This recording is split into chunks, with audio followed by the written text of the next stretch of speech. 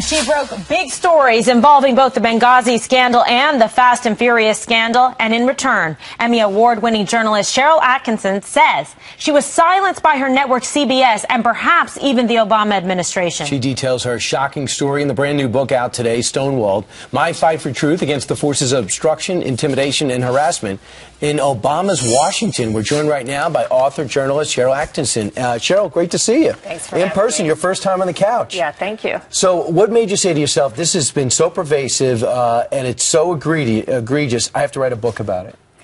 Well, a couple of people came to me and said they thought there was a book to be written, something about either my experiences to date or my experiences at CBS. The computer issue was not part of the plan at the time because the people who spoke to me didn't know about it. And of course, famously, you were one of the trailblazers of the networks covering Fast and Furious, and then you covered Benghazi. You tried to cover it as much as you can. And then we got some video, and this is from your cell phone. Tell us what's happening to your computer right there. The very fast wiping, which I think you missed, but for a couple of seconds, the wiping was at this hyper speed that some have falsely said can be duplicated with a backspace key holding it down. You're watching your computer. Somebody's operating it. It's like and poltergeist. I was working on questions, and really a couple of pages of material just wiped very fast within a What was the matter of a couple topic? What was seconds. it about? I was crafting questions for an interview with Ambassador Thomas Pickering of the Accountability Review Board. On Benghazi. And I found that I could only stop it if I put my thumb on the mouse pad.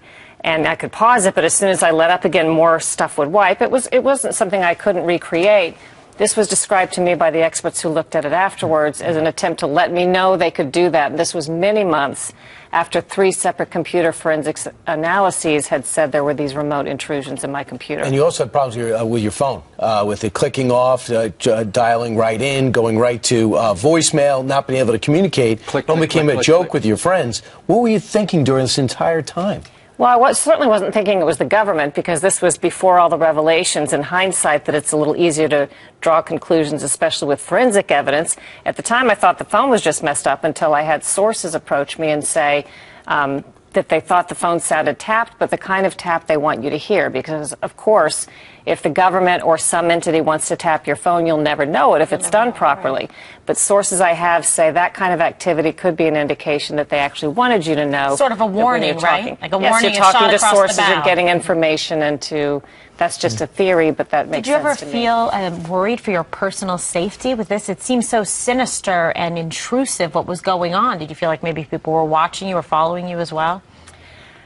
That's a good question. Not particularly. I think I was just wrapped up in the puzzle of trying to figure out who did it, and once we had the forensic evidence, I was on that trail. So, in addition to the computer going crazy like that, and they're trying to intimidate you, clearly, if that is the message, you had a friend who you identify as Jeff in the book, who worked for one of those alphabet agencies, and he said the administration is likely monitoring you based on your reporting.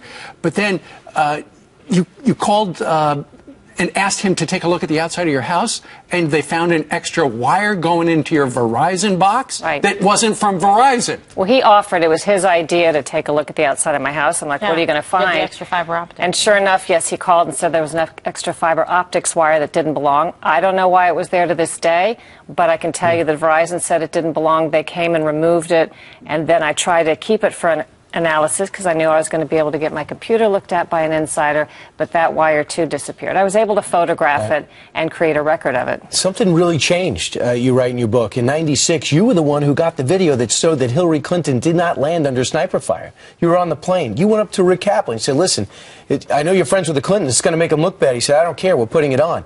And how did that change in the company that you were with after that, with the administration now in power? Well, great journalists, and there are many, can get outside of their skin or whatever their politics is or are and do good stories. And I've had a lot of luck with that over the years. But I would say the last couple of years at CBS, not at the ground level, but at the gatekeeper level in New York, a lot of us felt that there were ideological ideas being inserted into the news process in a way that worse than I had ever seen. Which kept you off the air. Which kept practically everything I did off the air, not even just political stories, but corporate fraud, consumer misconduct, almost anything that challenged powers that be. There seems to be a jaw-dropping double standard. In what respect? Just the fact that you're doing these stories that are critical of the administration, and all this stuff is going on. And if it were the other way around, if you were going after a Republican, people would probably be going like this. And that happened. I mean, I won an Emmy Award last year for investigating Republican freshman hypocrisy and fundraising, and that was a much acclaimed story. So I'm very popular with that crowd when I do those sorts of stories. And they don't talk about it now because it doesn't fit the convenient narrative, but I certainly have done many stories on both sides. Unbelievable. Well, great book. Congratulations on it, Stonewalled, Sharyl Attkisson, and you can get it today. An important book, worth reading. Right. Yes. And I'll talk to you on the radio. All right, can't wait. You saw them training for the dance you're about to see. You also saw the audience all come to their feet as sort of a tribute to the human spirit evident by this woman. Now let's see them dance. Valerie Harper and her partner Tristan McManus. Dancing the Foxtrot, Valerie Harper and her partner Tristan McManus.